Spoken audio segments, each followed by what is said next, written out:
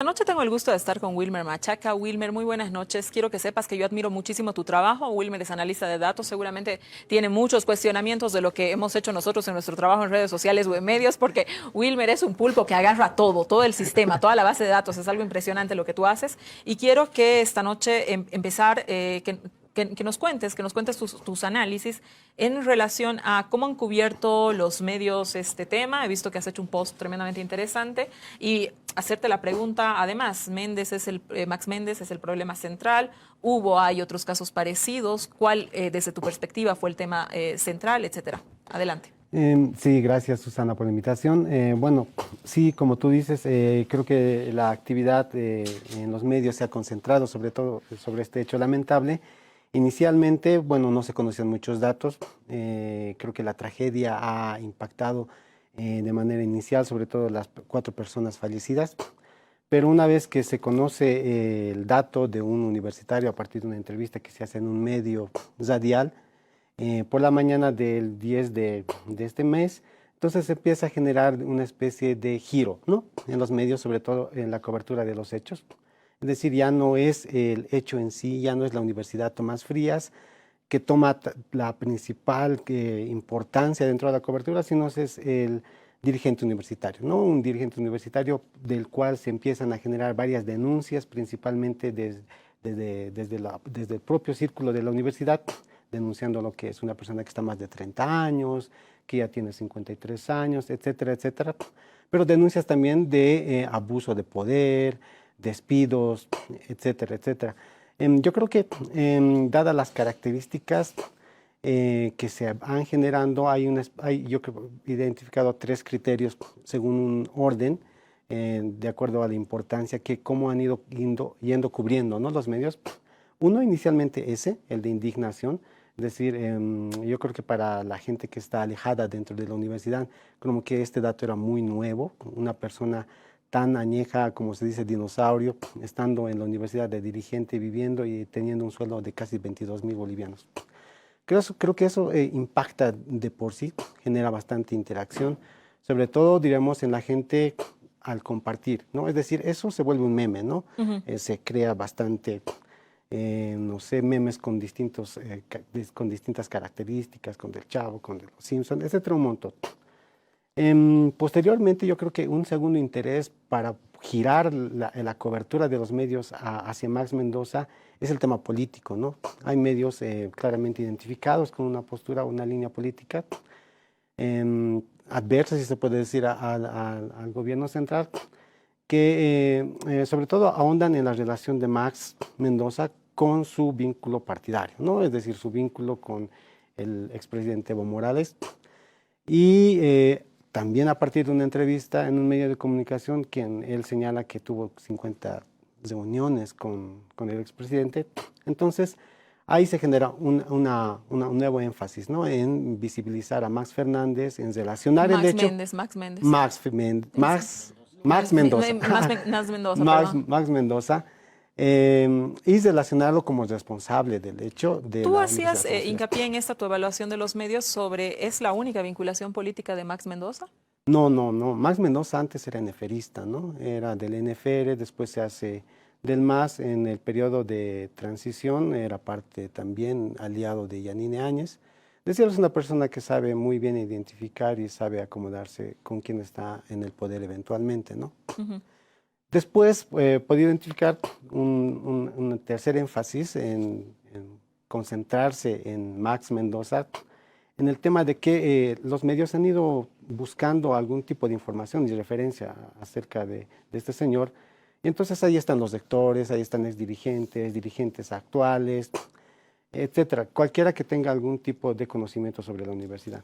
Yo le diría más o menos que Max se convierte en una especie de chivo expiatorio, ¿no? Es decir, todos como que responsabilizan o todo se concentra, todo el problema del sistema universitario se concentra en el tema de los estudiantes dinosaurios o los estudiantes que están con bastante permanencia en la universidad. Es decir, yo creo que hay una especie de concentrar, digamos, la atención en Max y no un poco a ver que el tema de la universidad o la dificultad o los problemas o todo lo que acontece en la universidad es un poco más complejo y estructural. Entonces yo creo que hay estos tres niveles de interacción, de cobertura que se da en los medios, que al final de cuentas desplazan, ¿no? Desplazan al tema más sensible, al tema de las víctimas, al tema tal vez de las causas y las responsabilidades que pudieran haber dentro de la Universidad Tomás Frías. Y esto lo hacía un poco en relación de un hecho que sucedió el año pasado, justo también muy cerquita, en marzo, en la OPEA, donde la cobertura de los medios principalmente se concentró en responsabilizar a la universidad, no a la institución, ¿no? De manera muy fuerte, de manera muy incisiva, cosa que en esta ocasión no ocurrió. Es decir, hay criterios. Cuando se hace la cobertura sobre un hecho, yo creo que los medios, o de acuerdo, digamos, al contexto, la situación, los criterios van transformándose. En este caso, mucho más enfocado en una persona, personificada en Max Mendoza, y en el caso de la OPEA, por ejemplo, concentrada, digamos, en la institución. Gracias. Quiero saludar a mi panel. Vamos a hablar precisamente de estos temas, Wilmer. Intentaremos este programa hacer una cosa, hablar del tema más estructural, más profundo. Para eso tengo esta noche a Katia Velarde. Katia, muy buenas noches. Ella es docente de la UNSA hace muchísimos años atrás. Ha sido mi profesora también. Katia, bienvenida. Con nosotros está Luis Flores. Luis, tú eres senador, pero yo no te he invitado por senador, te he invitado porque eres ex dirigente universitario y me interesa mucho tu criterio en ese sentido. Y con nosotros vía Zoom está nuestro amigo, Entonces, solucionamos el problema de audio con Rodrigo y empezamos con Luis entonces. Luis, la misma pregunta. ¿En qué año has sido dirigente universitario? Cuéntanos un poco cómo funcionaba el cogobierno partidario, docentes estudiantiles, cómo funcionaba ese cogobierno y si había o no un sueldito para los dirigentes estudiantiles. ¿Cuánto ganabas? Bueno, buenas noches. Pero el problema, Susana, creo que lo importante no es lo profundo del tema.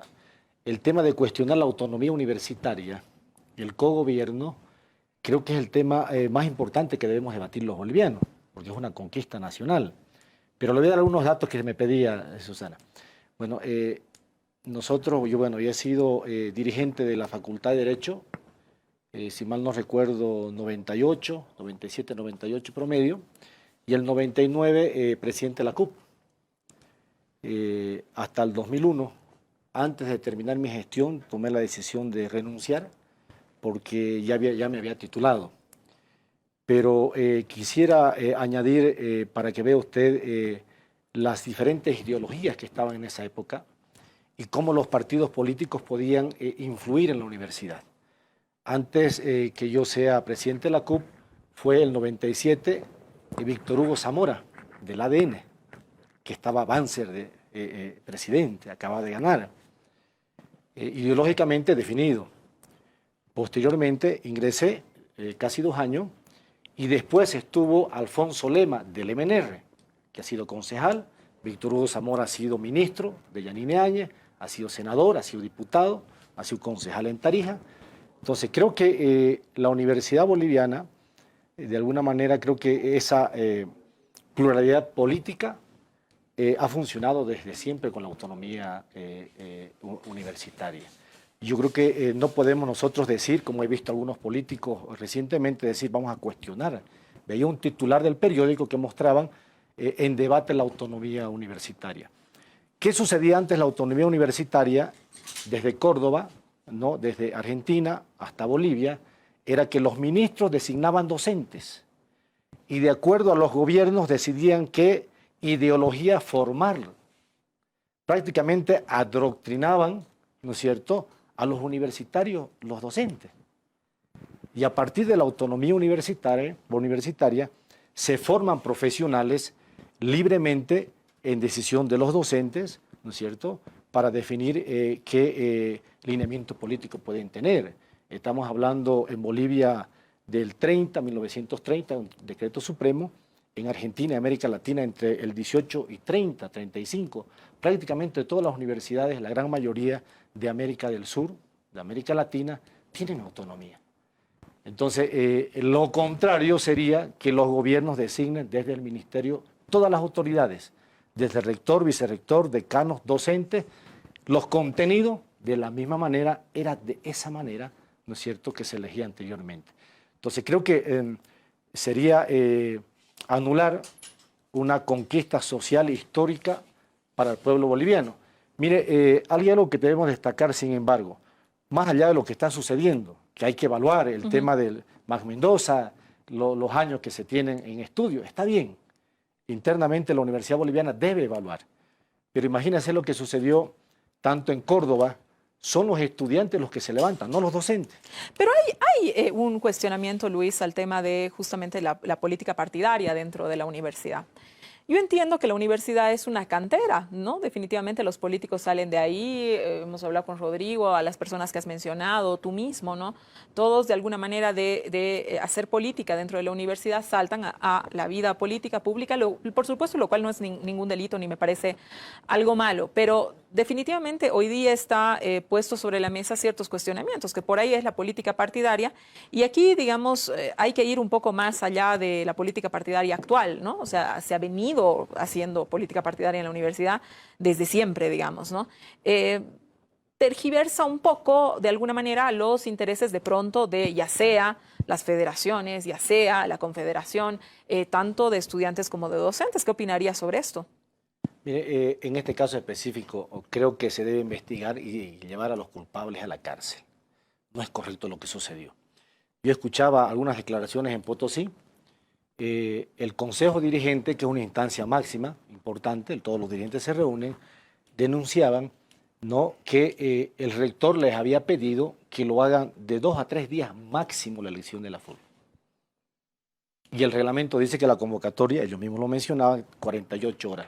Y lo hicieron con pocas horas de anticipación. Entonces se vulneró su propio reglamento.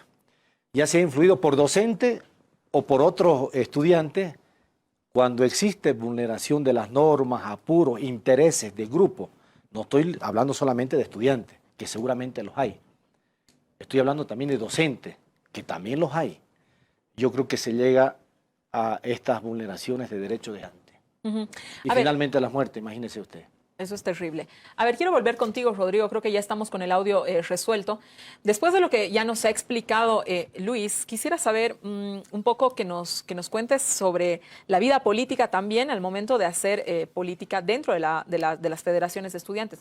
¿Cómo se elige a un estudiante? ¿Qué se hace para que uno sea elegido como dirigente en una federación? ¿Qué se hace para uno ser elegido luego dirigente de la CUP? Bueno, primero, ratificar que la universidad es un centro para hacer política. O sea, todo universitario y toda universidad pública se tiene que definir en un contexto social, en un contexto histórico.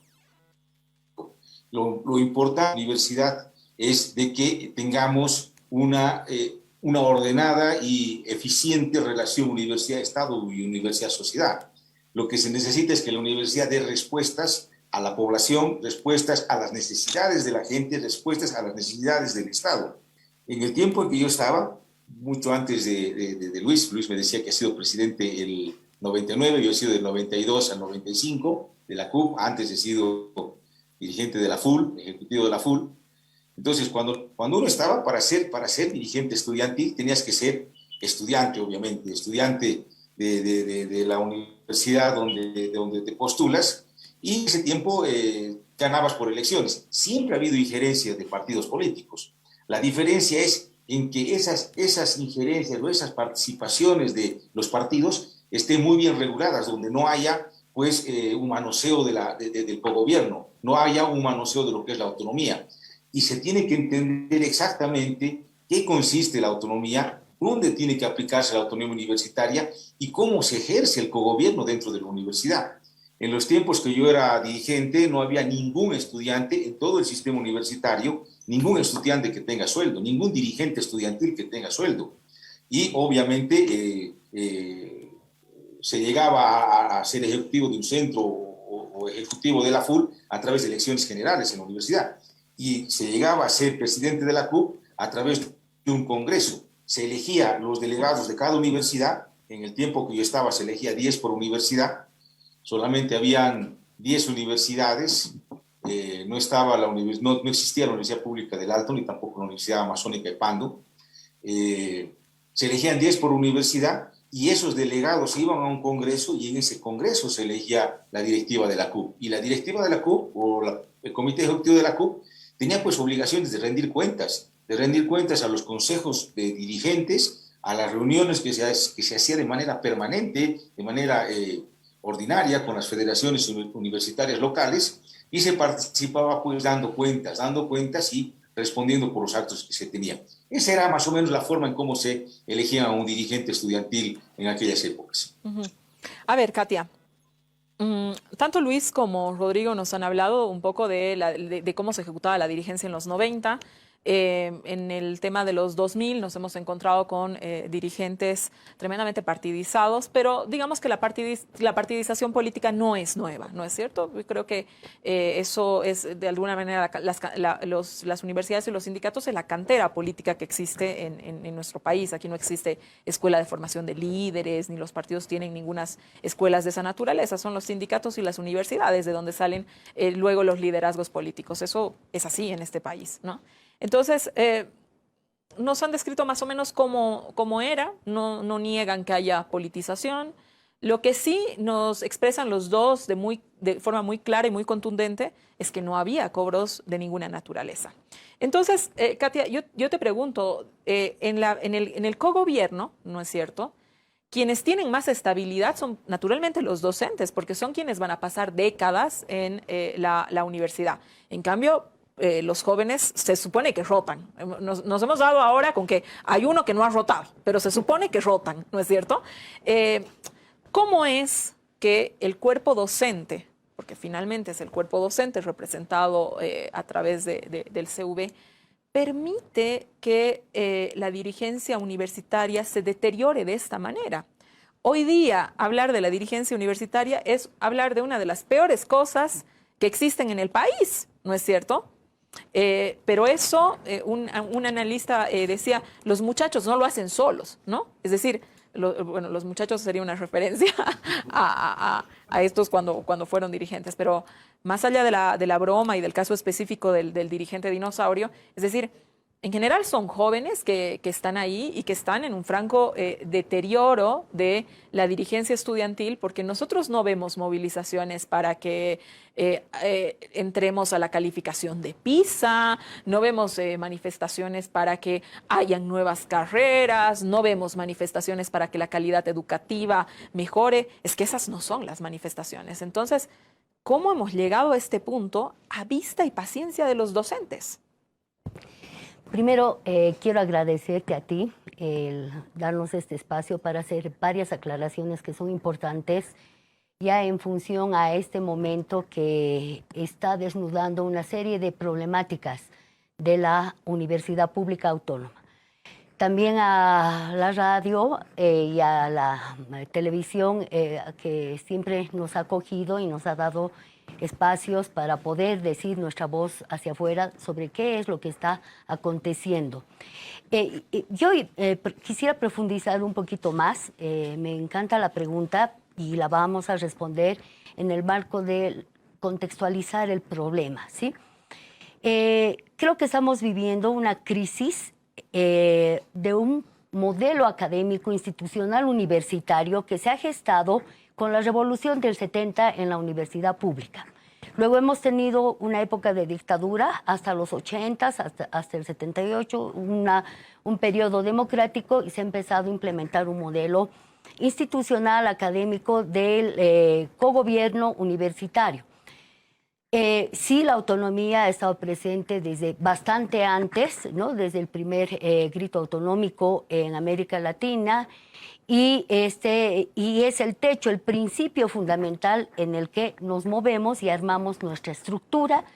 Tenemos prácticamente 3 estamentos, 2 fundamentales, bueno, los 3 son importantes, pero cada uno tiene bien delimitadas sus características. El estamento docente, el estamento estudiantil y el estamento administrativo. Esta crisis que creo que estamos visualizando, o sea, tenemos que comprenderla como un fenómeno. Y mirar el fenómeno en realidad es mirar ya las consecuencias, es decir, qué es lo que sale hacia afuera, ¿sí? De una institución o varias instituciones que están con una serie de problemas. El problema, por ejemplo, que tú dices, yo no, del movimiento universitario, sí hay un movimiento universitario que vienen a estudiar, a ejercer los derechos y atribuciones que tienen en la universidad, pero hay otro sector que lastimosamente ha logrado enquistarse en espacios, sobre todo de poder, y ir, en otras palabras, generando un proceso muy decadente. Ahora, la autonomía que nos permite, la autonomía nos permite a nosotros autocriticarnos, ¿no? No decir somos una maravilla, sino decir tenemos muchos problemas y tenemos que resolvernos nosotros, porque todavía tenemos posibilidades institucionales para poder hacerlo. Ahora, este fenómeno que lo vemos a nivel universitario, que es crítico, también está a nivel de toda nuestra sociedad. Es decir, si ustedes se ponen a pensar, formamos parte de un Estado republicano colonial que ha venido transformándose durante distintos ciclos históricos, pero que también está en crisis, o sea, revela la crisis general. Katia, yo quiero ir un poco más al punto, porque es verdad lo que tú dices, hay crisis en muchos sectores, Sí. ¿no? Pero parece una suerte de justificación, es decir, No. el momento de que los estudiantes pueden cobrar sueldos y esos sueldos son avalados por resoluciones universitarias contrarias a sus propios reglamentos, uno dice, sí, contame que está en crisis todo el país, pero aquí hay una cosa concreta y seria y grave, y nos preguntamos qué ha pasado, por qué el cuerpo docente, por qué el CV firma esas resoluciones para que ese señor de 52 años, que no importa la edad que tiene, ese señor que está 33 años en la universidad, cobre un sueldo. Claro. No hay norma en la universidad para que estudiantes universitarios cobren sueldo. ¿Qué es lo que pasa? Este es un caso bien específico. Él era parte de una estructura universitaria estudiantil, la máxima representación. En el 2018, que era el Congreso Universitario, para que la población nos entienda, este Congreso Nacional está constituido por todas las universidades públicas autónomas del país. Se reúnen para definir una serie de aspectos universitarios, institucionales, académicos. ¿Qué pasa con esto? Viene la muerte, en plena realización del Congreso, viene la muerte de un universitario de la UPEA que se está enfrentando con los policías, ¿ya? Entonces, como viene esto en son de luto, se decide cortar y postergar la continuidad del Congreso, dándoles un tiempo de un mes. ¿Quiénes están a la cabeza? El Presidium. El presidido por el máximo dirigente universitario de los estudiantes, el máximo dirigente de los docentes y el anfitrión de la Universidad Autónoma Tomás Frías de Potosí. Los tres. Ese es el Presidium. Entonces, se alarga, se va prorrogando y ¿Cuántos nadie años se sabe. prorroga? 4 años. Porque tenía que haber sido un mes, pero mira, duró hasta ahora que se ha convocado del 23 al 27 de mayo el Congreso. Se prorroga, ¿no? Ahí nos tenemos que quedar, Katia, me tengo que ir a un corte, no sin dejar de poner sobre la mesa, ¿no? De cuestionarte a ti, por supuesto, pero de poner sobre la mesa que existe un presidium que es, ¿no es cierto?, que lo que busca era prorrogar al Congreso, ¿no es cierto?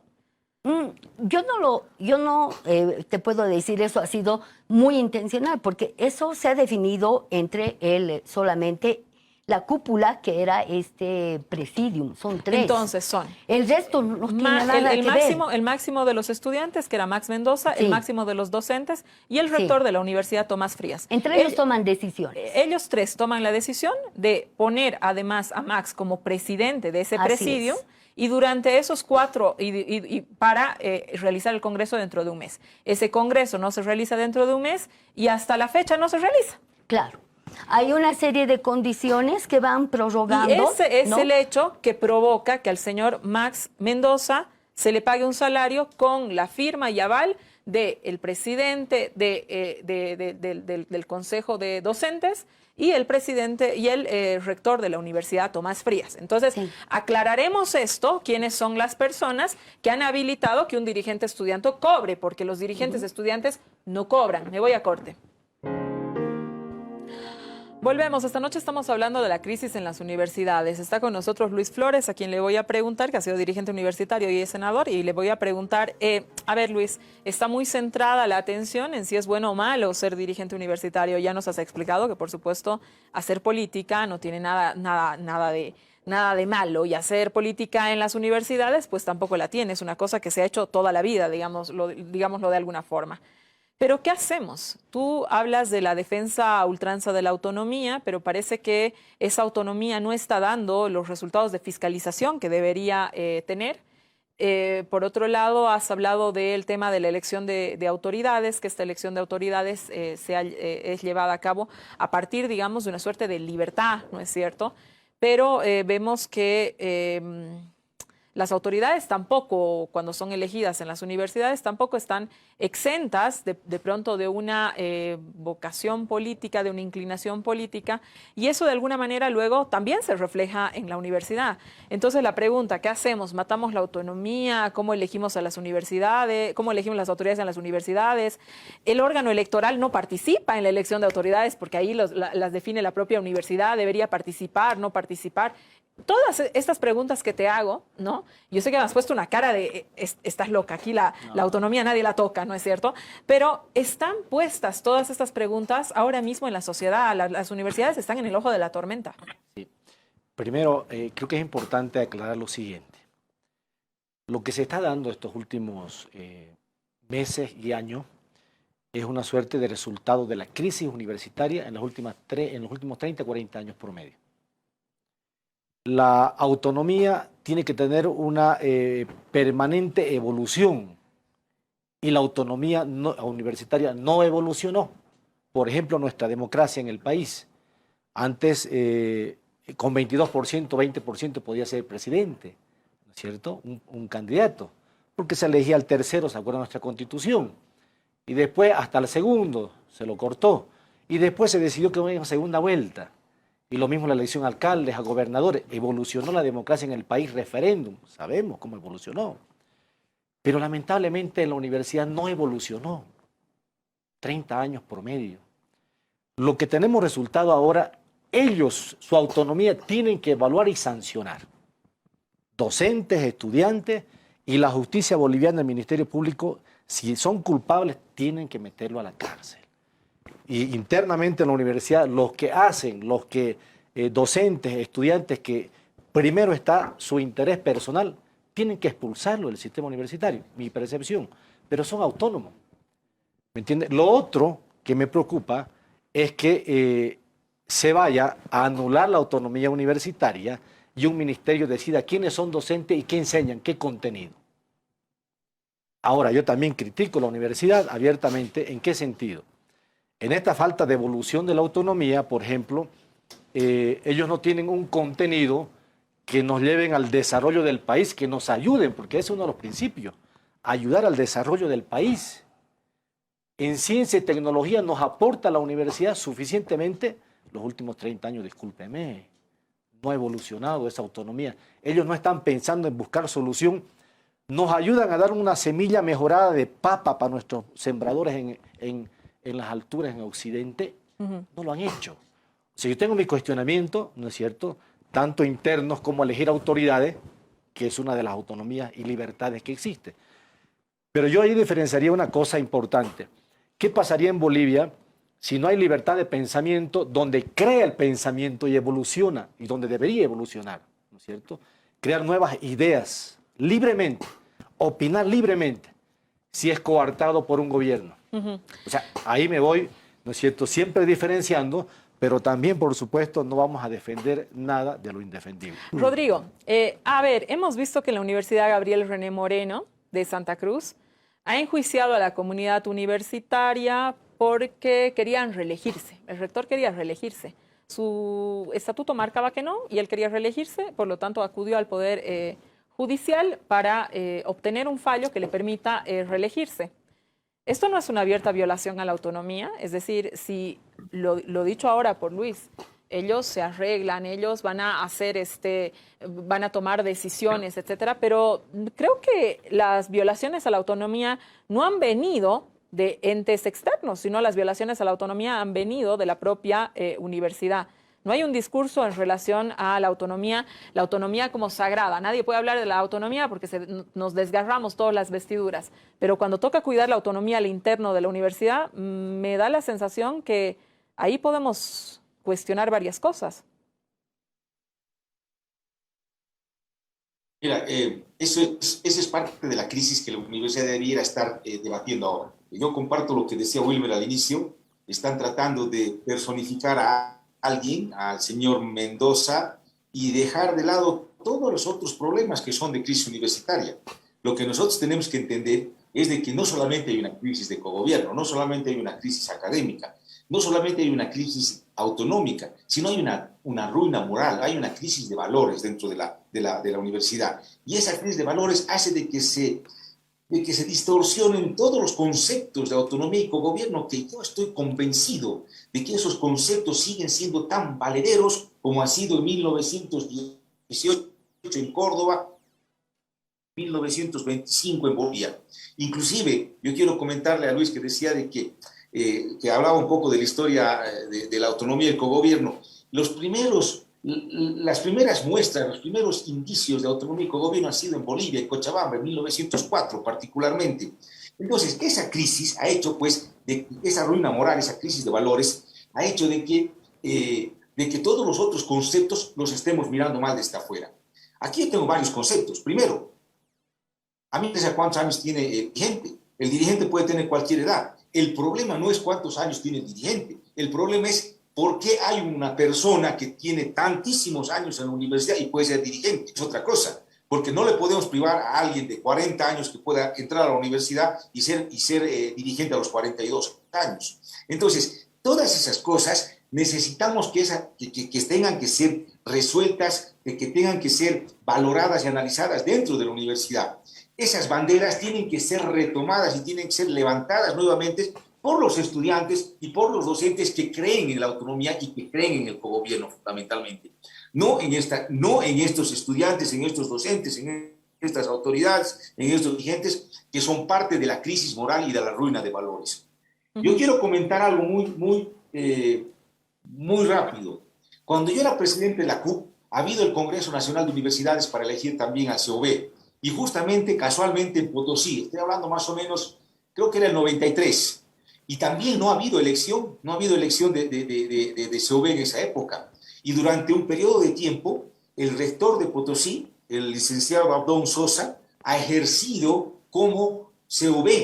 Y yo, que he sido parte del presidio, nunca he asumido parte del COB y tampoco he cobrado ningún recurso. Entonces, personificar el problema de la crisis con una persona es justamente lo que decía Wilmer, es algo muy egoísta. Aquí hay muchos culpables. Aquí no solamente es el señor Mendoza, sino es por qué ha llegado el señor Mendoza donde está. ¿Quién ha autorizado o quiénes han autorizado de que el señor Mendoza pueda cobrar? ¿Quiénes han hecho que la universidad llegue a la crisis en que está en este momento? Yo repito, ya ha habido un antecedente en el 1993 que no ha habido una elección del COB. Yo era parte del presidio y he seguido siendo presidente de la CUP durante todo el tiempo sin cobrar un solo centavo y sin ejercer ningún cargo que no me correspondía. A mí me han elegido presidente de la CUP, no me han elegido otra cosa. Y por tanto, no es válido lo que se está tratando de confundir ahora. Yo, como ex dirigente, y considero también que Luis ahí, como ex dirigente y expresidente de la CUP, convoco ahora a los estudiantes, a los estudiantes con verdadera vocación autonomista, con verdadera vocación de cogobierno, que tomen las dirigencias estudiantiles, a los docentes, que tomen también las dirigencias de docentes, que dejen de permitir de que haya esa injerencia, porque más allá de que haya participación partidaria en la universidad, lo más peligroso es cuando hay injerencia de valores, cuando hay injerencia de la gente que quiere aportar o que quiere llegar a algo solamente para mantener sus privilegios. Rodrigo, Eso es lo que yo estoy en desacuerdo, y seguramente hay muchas cosas más de la universidad y de la crisis. voy a ir con Wilmer, Rodrigo, porque sí, lo que has apuntado es efectivo. Hay crisis de valores y toda esta cuestión, pero en los hechos, digamos, está pasando está pasando lo que está pasando, estamos en una enorme crisis y nosotros los ciudadanos, los que estamos por fuera de la universidad, no estamos viendo más allá de la crítica cuáles son los caminos de solución, porque cuando hablamos de la autonomía, precisamente la universidad dice, bueno, nosotros nos dejan con la autonomía porque nosotros vamos a resolvernos. Y cuando toca resolvernos, quiero saber qué es el voto ponderado. Porque ahí, cuando toca resolverse, ¿no? Los estudiantes hablan del voto ponderado, hablan del cogobierno. Muchos analistas han dicho que muchos docentes miran a un lado precisamente por este voto ponderado. Quiero que le expliques a la gente, Wilmer, qué es el voto ponderado, cómo funciona y qué posibilidades políticas, entonces, esto le da a los estudiantes. Bueno, brevemente voy a un poco hacer referencia a eso, pero también quiero tocar un poco lo que han ido hablando. Adelante. Bueno, el voto ponderado es un voto diferenciado que le da al docente un mayor porcentaje en función, diremos, es decir, un voto de un docente vale más que de unos estudiantes. Dependiendo, diremos, de los porcentajes, puede valer, no sé, 50, 100, independientemente. Entonces, dentro de la estructura electoral, dentro de la universidad pública o el sistema universitario, por supuesto que gran parte, diremos, de lo que es de las autoridades que son electas se sostienen o son elegidas con el estamento docente, ¿no? Entonces, eso es claro. Sí. 50% vale el voto de todos los estudiantes, 1000, digamos, y 10 docentes, 50%. ¿No es cierto? Entonces, más o menos, vale 100 votos de un estudiante, un docente. Sí. Si fuera 1000, si fuera 10. O sea, ponderado, 50-50. Eso sucede excepto en la Universidad Pública del Alto, ¿no? Donde hay voto universal, que es otro tema muy aparte. Yo voy a ser un poco más provocativo, no voy a ir tanto... Yo creo que el tema de la autonomía, por ejemplo, es como, hay cierta añoranza, hay cierto romanticismo con la autonomía universitaria. Yo creo que es súper ideologizada. Yo lo comparo mucho con lo que es las tierras comunitarias de origen, las TIOs, las TCOs, y que si uno cuestiona eso, pues cuestiona lo comunitario de la comunidad. Creo que el sistema universitario o la autonomía en sí tiene problemas estructurales, ¿no? Yo creo que así como está, es recordar lo que fue el 70, el 60, la recuperación por las democracias, es como recordar un primer amor que ya no fue y ya no volverá a ser jamás, ¿no? Principalmente porque hay cierta estructura, diremos, de estatutaria, digamos, que está caduca, que no refleja lo que es la realidad en estos momentos. Por ejemplo, si tú lees el estatuto de la UNSA, dice que es una universidad popular y antiimperialista. Yo no sé si eso refleja a la UNSA en este momento, hoy por hoy, ¿no? Por ejemplo, dentro de sus principios también está establecido que hay cierta independencia partidaria con los gobiernos. Eso hemos visto que no existe. Hay rectores, hay decanos que transitan en la función pública dentro de partidos, vuelven a la universidad, salen, vuelven. En estos últimos años hemos visto cómo la universidad se ha convertido en un aparato ideológico partidario dentro del contexto de los conflictos o la crisis política en el país, ¿no? El cogobierno es una ilusión. Yo siempre sostengo que es una ilusión. Por ejemplo, cuando existe o concluye la gestión de un centro facultativo de estudiantes, UFUL, no existe la figura de un interinato, ¿no? Como existe en el estamento docente. Hay decanos interinos, hay directores de carrera interinos, hay rectores interinos. Esa cefalía deja un vacío, ¿no? Ahonda la burocracia, pero también construye una forma más arbitraria de cómo generar las decisiones dentro de la universidad, ¿no? Yo creo que el problema es muy profundo, es muy estructural. Considero que hay factores que determinan de manera muy fuerte el problema de la crisis dentro de la universidad. Creo que un estudiante puede estar 5 años en la universidad y en esos 5 años no puede saber ni el 10% de cómo funciona la universidad. Es una burocracia tremenda, es un montón de normas. Me parece una cierta ingenuidad, inclusive, en decir que la representación estudiantil Es decir, como tú decías un principio, hay cierta desventaja en el estamento estudiantil, tal vez es el más fugaz, exceptuando, digamos, a estos dirigentes que se perpetúan por mucho tiempo. Pero quien mayor ventaja tiene en el cogobierno, por supuesto, es el docente, ¿no? Quien conoce la normativa, quien conoce cómo funciona, cómo se debe de gestionar, etcétera. Un claro ejemplo de eso, por ejemplo, digamos, tal vez es la representación estudiantil más cercana o tal vez más sana, si se puede decir, que son los centros de carrera, es ver cómo los horarios de las carreras se repiten cada año, sin que haya modificaciones. ¿Por qué? Porque los horarios están configurados de acuerdo al interés de quien tiene más poder en la universidad, que es el docente. No es decir, los horarios, las materias, tienen propiedad privada. Ahí, Katia, la instancia máxima es el CV. Yo quiero que le cuentes a la gente cómo funciona el CV, qué es lo que se negocia ahí, porque la última referencia que tenemos del CV, incluso en este programa, la inmediata, es esa firma, ¿no?, para que un estudiante sin profesión, etcétera, y que además será dirigente, gane 21.000 bolivianos por organizar el Congreso. Ya. El CV es el ente coordinador, o sea, esa es la función, no es una universidad, es el ente coordinador del sistema universitario. En un congreso, en el 5º Congreso Nacional de Universidades, han constituido el CV por mandato constitucional. El CV lo que tiene que hacer está conformado por varias secretarías nacionales, la Secretaría Nacional Institucional, la académica, la de posgrado, la de ciencia y tecnología, extensión universitaria y relaciones internacionales. Todas estas secretarías, ¿qué es lo que tienen que hacer? Ejecutar políticas nacionales estratégicas vinculadas también a las estrategias nacionales del país al interior de las universidades. Y para eso el CV lo que tiene que hacer es convocar a reuniones nacionales de todas las universidades, vamos a suponer del posgrado. Entonces, la Secretaría Nacional del Posgrado convoca a todas las universidades y a las unidades de posgrado para elegir, para desarrollar normas e ir implementando políticas universitarias al interior del sistema. O sea, su papel en ese sentido es fundamental, eso es lo que tiene que hacer.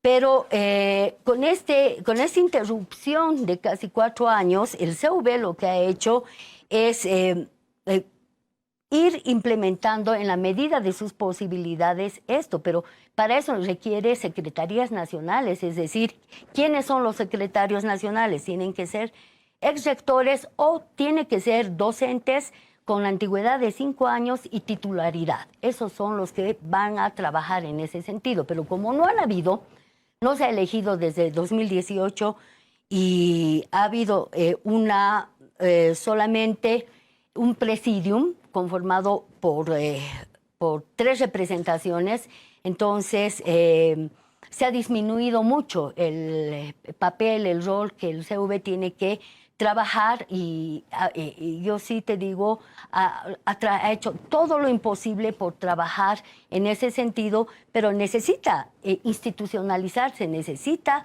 que se realice el Congreso. Entonces, y se elija. ¿quiénes administraban ahorita el CV? Es decir, el presidium. Ha sido 4 años, digamos, que el CV, quien tienes que hacer políticas sobre las universidades, decidir un poco la política universitaria, que es un montón, ¿Sí? más esta cuestión que tanto reclamamos, ¿no? Calidad, decir, bueno, el mercado necesita más profesionales en este área, entonces vamos a hacer un estudio, etcétera, etcétera. Eso lo debió decidir un presidium.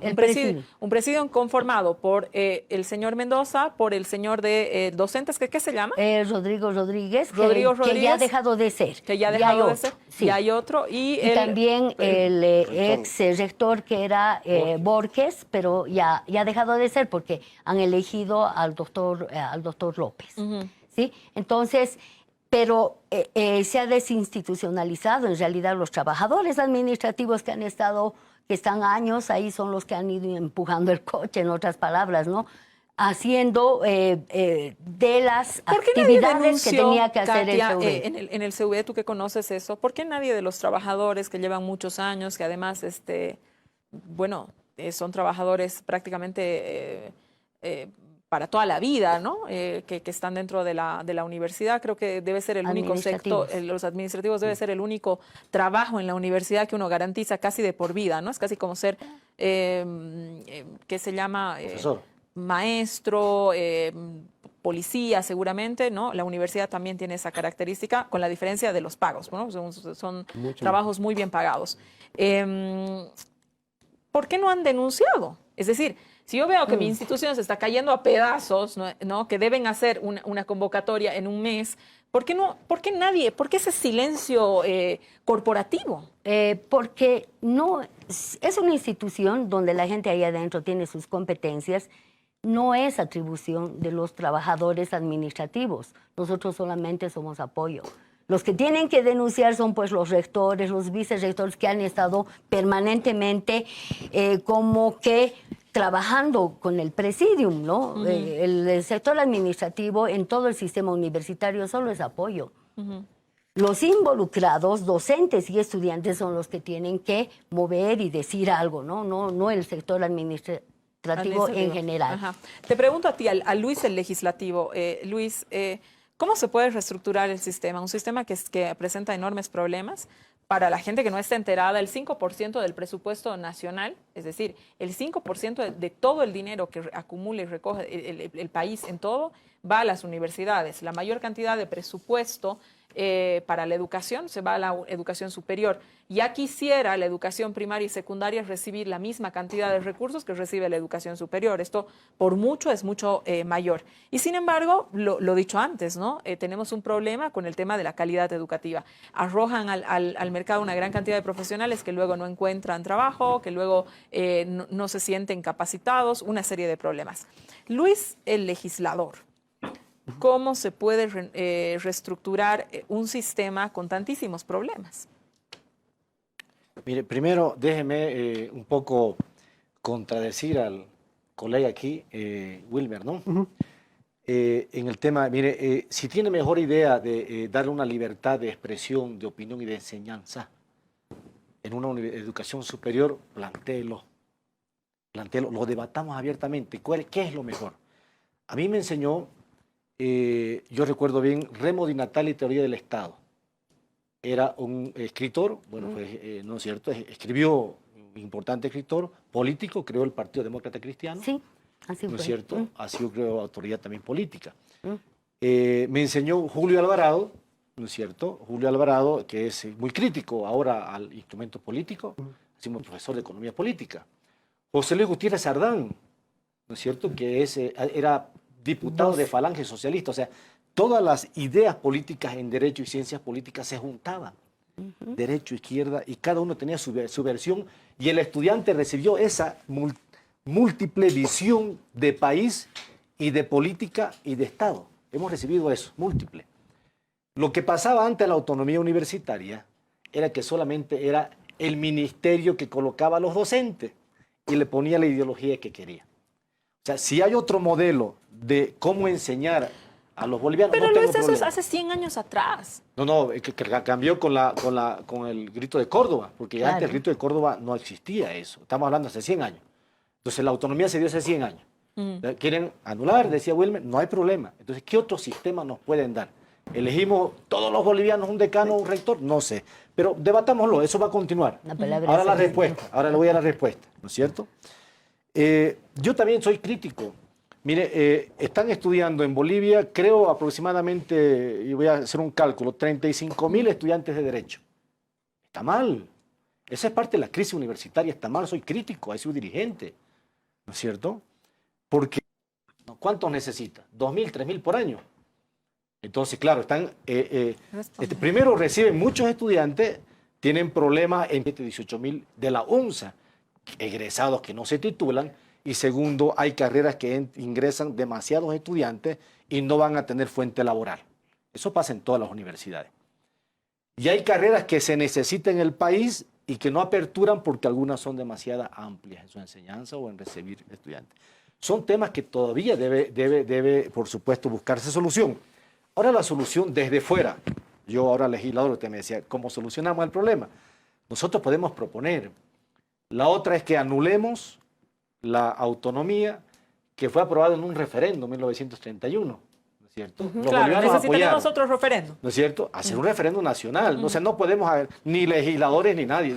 No sería lo correcto ni legítimo. Pero más allá de eso, o sea, termino con esto, por favor. Sí. En el sentido de que el debate que continúe desde fuera y internamente también tienen que debatir y tienen que buscarle soluciones a todos estos planteamientos que estamos lanzando desde ahora. Alusión, Wilmer, tienes 30 segundos porque me tengo que ir a corte. Muy rápidamente. Y luego, por favor. Ya, yo creo que no se trata de anular la autonomía, así como que hacer rasatarla. El tema que está como está no puede seguir funcionando. Tú lo has dicho. Es decir, hay 40.000 estudiantes de Derecho. ¿Pero por qué es eso? Porque hay una demanda. Hay docentes titulares, hay docentes contratados que tienen que tener un cupo de estudiantes. Es decir, no se está pensando a los estudiantes, o sea, no se está pensando en la universidad con su función social, sino en función de cumplir cierto cupo para cumplir cierta concordancia con el nivel de docentes que se tiene. Es decir, ahí hay una disparidad. No, mientras más estudiantes entran, más posibilidad, dinero, más posibilidad de cátedra, más dinero, cuota, eso es verdad, más inclusive cuota. más voto ponderado, ¿no? Es decir, y eso también define elecciones dentro del sistema universitario, eso no hay que negarlo. Parte ¿no? de la crisis. Me voy a corte, vuelvo contigo. Volvemos con Rodrigo Ibáñez. Rodrigo, para despedirte, conclusión, comentario, 30 segundos. Creo firmemente de que existe una crisis universitaria y de que esa crisis universitaria debe ser resuelta no solo por la universidad, o sea, todos los problemas, todos los asuntos de la vida universitaria ha sido parte de la participación social, de la participación ciudadana, de la población en su conjunto, conforme y de acuerdo con su universidad. Gracias, Rodrigo. Creo que hay crisis, sin Rodrigo, embargo no está desactualizada. Gracias, Rodrigo, por haber estado con nosotros. Katia, comentario y despedida, 30 segundos. Ya, la autonomía ha costado mucha sangre, luchas en las calles y la vamos a defender a toda costa. La autonomía no es la que está mal, sino las instituciones, las personas que no ejercen, no respetan la autonomía. Y si somos autocríticos, déjenos resolver a nosotros con el paraguas de la autonomía nuestra crisis, porque es la crisis de la universidad y la potestad que hemos conseguido constitucionalmente. Luis. Apoyo. Sin embargo, si la Universidad Boliviana no cambia urgentemente, se va a revertir. Antes nos dio línea a la universidad, a la sociedad boliviana. Ahora tal vez la sociedad le dé línea a la universidad si ustedes no lo hacen. Correcto. Wilmer. Solo quiero decir que la universidad está despolitizada, sí hay politiquería. Solo quiero recordar que Álvaro Quelali ha sido elegido, aunque con un 5% de total, pero ha sido elegido, es decir, que no hay interés en poco criticar todas esas acciones. Pienso que hay dos cosas que se pueden hacer de manera inmediata. Uno puede ser discutir la permanencia de los estudiantes, pero creo que otro fundamental, con eso termino, es discutir el examen de oposición y cuestionar la titularidad de los docentes. Agradecemos a todos ustedes por haber estado esta noche en este programa. Es un tema realmente profundo, el de las autonomías. Creo que debemos debatir, creo que la sociedad no está ajena a los problemas que están pasando en la universidad. Nosotros, cada uno de los bolivianos, somos los que aportamos para que esa universidad exista. Ese presupuesto del 5% sale del bolsillo de cada uno de los bolivianos. Es necesario que la universidad reaccione acorde a no solamente la responsabilidad social que tiene, sino también a la rendición de cuentas públicas que hoy día está cuestionada. Muy buenas noches.